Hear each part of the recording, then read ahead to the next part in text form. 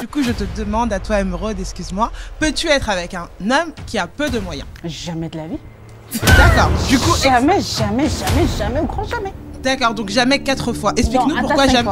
D'accord, donc jamais 5 fois. Parce que je suis pas née pour souffrir. C'est-à-dire que je peux pas prendre un mec qui est nivoisé, tu vois. Qu'est-ce que tu entends par nivoisé? Un smicard. D'accord, Émeraude, elle peut pas être avec un. Moi, je peux pas me mettre avec un smicard. Tu fréquentes une personne, tu sais, l'exemple, la personne avec qui je suis actuellement, au début, c'était pas une personne qui était autonome. Je suis arrivée dans sa vie comme une équerre. Ouais, mais Zélie, on n'est pas des assistantes sociales. Mais ça n'a rien à voir avec Ouais, mais il y a des gens, par exemple, comme moi, je suis pas là pour te materner. En fait, je suis pas ta mère. Tu vois ce que je veux dire? C'est pas moi de t'éduquer, de te dire, ouais, comme t'es là. Mais non, il y a des trucs que tu peux apprendre à ton homme. Mais je suis désolée, c'est pas moi qui va te dire, lève-toi, lève ton cul, va travailler, en fait. Ça doit être carrément dans ta tête, en fait. Tu travailles, tu sais très bien que moi, je gagne plus que toi, tu gagnes le SMIC, tu veux qu'on fasse quoi? Dans la vie, il y a toujours des Mais processus. t'as rien compris, en fait. Il y a des processus. Mais tu t'es trompé d'adresse. Non, pas du tout. Mais jamais de la vie. Moi, je suis avec toi. Donc en fait, avec en toi, gros, de le toute mec, façon. il arrive, il voit je gagne 1500 balles de ma CAF, admettons que je travaille pas, je suis une mère au foyer, tu viens avec 1000 balles, mais tu veux quoi? Tu veux quoi dans ma vie en fait? Parce que je vais faire quoi de tes 1000 balles? Parce que déjà je gagne plus que toi. Franchement, d'un côté, je vois ce qu'elle veut dire. Voilà, d'un côté, je vois ce qu'elle veut dire. Elle a été assez vulgaire, elle a rabaissé les smicards, ça se fait pas, voilà. Déjà que les fins de mois sont difficiles, donc faut pas en rajouter une couche. Mais je vois à peu près ce qu'elle veut dire. C'est vrai que c'est très difficile d'avoir une certaine vision, de rencontrer un mec qui est un peu en retard par rapport à la vision que tu t'imagines, ou en tout cas par rapport au futur que tu t'imagines, de le remettre à niveau pour avancer ensemble. Voilà, elle a été très crue. C'est vrai que c'est difficile de rencontrer un mec. Moi, j'ai des attentes, j'ai des ambitions, j'ai envie d'aller loin, j'ai envie de construire quelque chose financièrement avec quelqu'un, parce que le problème, c'est qu'un mec, il peut te faire avancer, il peut aussi te faire reculer. Donc, voilà, tu rencontres un mec, tu le kiffes, c'est pas trop ça financièrement. Voilà, ça va être compliqué pour avancer, ça peut être un fardeau. C'est ce qu'elle voulait dire, mais elle a été plus crue. Ok. Vu que tu es une femme, je vais te poser une question. Est-ce que pour les femmes, en général, ce qu'elle a dit, est-ce que c'est choquant? Honnêtement. Est-ce que c'est pas une pensée généralisée de toutes les femmes? Ça dépend des femmes, ça dépend des ambitions, ça dépend du mode de vie, du train de vie, ça dépend. Il y a des femmes qui sont très bien avec un mec qui a un SMIC, elle aussi elle touche le SMIC, voilà, ils ont leur petit appart à Paris ou leur petit HLM mais ils sont contents, ça dépend des femmes. Mais pour certaines femmes qui souhaitent avoir un certain standing ou qui sont déjà dans un certain standing, oui, la pensée elle est généralisée, oui. Parce que moi, pour donner juste un exemple, il m'est arrivé de rencontrer un mec, on se rencontre, on s'aime bien, voilà, le courant passe très bien. Et je me souviens, je lui avais dit, bah écoute, faut qu'on aille prendre un verre, faut qu'on aille discuter, etc. Et il m'a dit, ouais, à la fin du mois. Et on était vers le 5-10. On était très loin de la fin du mois. Et je me suis dit, mais c'est pas possible en vrai.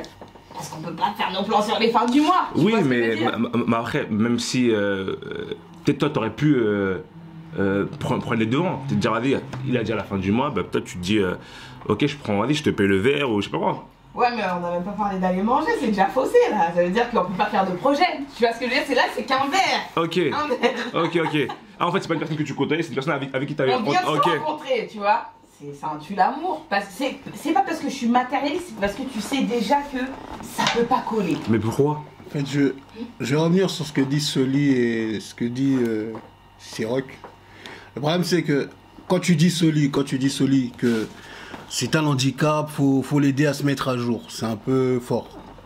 Parce qu'en fait, ce qui prime, c'est la vision de l'homme. C'est pas le moment T où tu le rencontres. Aujourd'hui, je peux rencontrer un mec qui gagne 1500 balles. Dans 5 ans, il va gagner peut-être 10 000. C'est pour ça que en fait, vous êtes un peu limitante. Vous mettez trop de critères alors que vous n'allez pas en profondeur. Aujourd'hui, ce qui doit primer dans une relation, c'est la vision de l'homme. Si aujourd'hui, tu te dis, je suis ici aujourd'hui à 1500, dans 10 ans, je deviens président ou je deviens député d'un pays. Tu vas dire, il est fou. Mais si tu te dis, pour arriver, je vais faire ça, les plans d'action, et te les mets en avant, tu risques de rater une opportunité. C'est pour ça que je dis qu'aujourd'hui, il ne faut pas avoir des discours fermés. Un gars qui ne veut pas t'offrir un verre aujourd'hui, peut-être qu'il a eu un souci financier qui fait qu'il ne pourra pas assurer le verre. Il a été honnête avec toi. Au lieu d'avoir un mec qui va te vendre du rêve, il va aller croiser Siroc, qui va dire, bah, prête-moi de l'argent juste pour payer le verre. Ça ne veut pas dire qu'il a les moyens de subvenir à tes besoins. C'est pour ça que je dis, on est dans un schéma où on a trop de stéréotypes. On dit ce gars-là, s'il n'est pas comme ça, il n'a pas de voiture là. En fait, toutes les relations amoureuses sont il y a des intérêts cachés. Tu veux un mec balèze parce qu'il est balèze, c'est l'intérêt. Tu veux un mec qui gagne tant, c'est l'intérêt. Mais aujourd'hui aussi, il y a des hommes qui doivent se dire qu'est-ce que cette femme-là m'apporte dans la relation. Parce que toi, tu as un mec qui gagne 10 000, mais qu'est-ce que toi t'apportes à la relation? Les hommes n'osent pas poser cette question-là. C'est pour ça que je dis qu'il faut que les hommes aussi soient exigeants de leurs critères pour être avec certaines femmes. Parce que les propos de la sœur, c'est une pensée générale. Parce que j'ai eu à échanger aussi avec des gens. En général, certaines femmes, pour ne pas généraliser, sont matérialistes, de base. Certaines l'assument, d'autres non. Mais en vrai des vrais, si on fait un sondage, on demande à une femme, entre un mec qui vit avec une Lambo, un mec qui vit avec une Peugeot, avant qu'il descende de la voiture, je choisirai la Lambo, en général. Non mais Magosa. Toi, tu vas choisir quoi? Toi la femme, moi je suis pas une femme. Soli, tu choisiras quoi? Toi, tu vois une femme en lambeau, tu vois une... Non, moi je suis un homme, Soli. Tu Tu vas pas faire l'exercice, faut répondre à la question. Un gars qui vit en Lambo et un mec qui vit en Peugeot, sans qu'il descende de la voiture, tu choisiras quoi? Je vais même pas voir la Peugeot. Je la verrai même pas. Mais après, non, mais écoute, Maestro Magosa. Ouais. Tu sais, c'est pas une question d'être matérialiste ou pas être matérialiste. L'argent, ça apporte un certain confort. Oui. Tu es d'accord avec moi? Ça apporte un certain confort, ça apaise un peu dans les problèmes, etc. Et pour revenir à ce que tu disais tout à l'heure, tu as dit 2 fois ou 3 fois le mot peut-être. C'est-à-dire que peut-être qu'aujourd'hui, il touche le SMIC, peut-être demain, il sera ministre, peut-être demain, il sera président, peut-être pas. Mais la vie est faite d'incertitudes. Bah non, s'il a la Lambo, c'est au moins clair. Celui juste pour laisser la parole à Siroc après. Chez nous, les Congolais, on dit on rigole jamais d'un homme tant qu'il n'est pas encore mort. Faut réfléchir. Ouais. Le gars que tu négliges aujourd'hui peut être le gars qui t'aidera plus tard. Faut faire attention les femmes. Non, c'est vrai ce que tu dis, mais comme tu as dit, les gens, ils regardent l'instant présent. Ouais, c'est vrai. Ils voient ce que tu montes. Si actuellement tu montes un mec en Lambo ou un mec avec une Peugeot, forcément, même moi je suis un mec. Je vois une meuf en Lambo et une meuf en Peugeot, forcément, malheureusement c'est ça, je donnais plus de crédit à la personne qui sera en Lambo. Parce que je vais me dire, avec elle, déjà, il y a un certain confort. Il y a un certain confort. Ça, elle a un Lambo, c'est que forcément, derrière ça, elle a fait des choses pour l'obtenir. Donc, directement, je vais peut-être dire que c'est une personne visionnaire. Et même malgré ça, tu as eu d'expérience personnelle. Et dernièrement, j'étais en vacances en Italie, et j'ai pris un Lambo. Et j'ai pris un Lambo, juste, t'as le Lambo, t'as tout. T'as la sécurité, t'as la politesse, t'as le regard, t'as les femmes, et t'as aussi le regard des hommes. T'as vraiment un tout. En termes de sécurité, c'est un truc tout bête. Je suis étranger, je suis pas du pays, je parle pas la langue. Il y a un mec qui m'a accroché, et des policiers, ils sont que retournés vers moi pour savoir si j'allais bien, si il a pas essayé de me voler, tout ça. Pourquoi? Parce que j'avais un Lambo. Alors que si j'aurais une Peugeot et que j'aurais été dans un pays étranger, sachant que je sais pas si l'Italie c'est un pays raciste, mais il y a quand même des préjugés sur ce pays-là, je t'assure qu'à ce moment-là, les policiers, à aucun moment ils m'auraient parlé, ils m'auraient directement suspecté. Mais comme j'avais un Lambo, ils sont venus, ils m'ont chuchoté du début à la fin. Tu vas devant un restaurant, tu connais personne, tu fais pas la queue. Je suis parti dans des restaurants, c'est la première fois que je mettais mes pieds là-bas. Forcément, c'est même pas que les femmes, je pense que c'est humain. Juste pour répondre à ça rapidement, après je laisserai la parole à Rachel. La vie d'apparence et la vie de la société dans laquelle on vit. Tu vis en Lambo, t'es pas titugé de la Lambo, t'as fait le lock. Ça prouve pas que tu as l'assurance financière. C'est pour ça que je dis aujourd'hui, moi je parle des choses que j'ai pu observer. Quand j'étais à la fac, il y avait un petit-fils d'un président africain, il a dragué une fille en normal, elle a dit non, il est revenu avec un gros gamos, elle est partie. C'est l'apparence. L'apparence te donne une assurance et une sécurité sur le moment. Mais ce qui compte, c'est sur la durée. Est-ce que le train de vie que tu proposes aujourd'hui, tu vas le maintenir sur la durée? À cette question-là, la plupart des hommes aujourd'hui, et même des femmes qui veulent des gars ambitieux, n'arrivent pas à répondre à ça. Moi, je pense que le problème, c'est pas le SMIC, le problème, c'est vos besoins. Ce qu'il pourra vous rapporter. En vrai, le SMIC, c'est qu'un chiffre. C'est ce que vous attendez de la personne. Moi, j'ai les choses comme ça. Parce que vous dites smicard. En vrai, de vrai, comme elle a dit, elle a peut-être des projets dans lesquels un smicard ne pourra pas lui apporter d'argent. Mais même si le mec, il gagne le double, on va dire qu'il gagne 2000 €. Peut-être par rapport à ses projets à elle, le mec il pourra pas lui apporter. Donc en vrai, moi je pense que c'est même pas une question de SMIC, c'est juste une question de vous les femmes, ce que vous voulez par rapport à un homme. Ce qu'il pourra vous apporter. En fait c'est juste de la sécurité et du confort. En fait, pour revenir à ce que Soli disait, le problème c'est que oui, ces hommes-là riches, se marient toujours avec des femmes dites riches, c'est ça? Moi je donne un contre-exemple. Chez les Congolais par exemple, on a un gros fossé. Les riches de l'Europe peuvent se marier avec des personnes dites pauvres au pays, mais en Europe. Du coup, qui profite de l'autre? C'est la famille qui est dite pauvre. Donc ces raisonnements-là, ils ne tiennent pas. C'est pour ça que je prends l'exemple des Congolais. Aujourd'hui, nous on dit certains quartiers de Kin ne peuvent pas se marier avec certains quartiers de Kin, mais sauf qu'ils se marient ici en Europe. Donc en gros, c'est la famille de l'autre qui devient opportuniste sur la famille de l'autre. C'est pour ça que je dis que ces raisonnements-là, pour moi, c'est limitant. Aujourd'hui, on ne doit pas se poser ces questions-là. C'est pour ça que je dis que c'est une question de chiffres. À partir de combien tu estimes que tu es riche? Et un gars va dire 2000 euros. Pour lui, il se satisfait dans ça. Mais Soli va dire, mais non, moi je ne suis pas un mec qui gagne 2000 euros, je suis un mec qui gagne plus.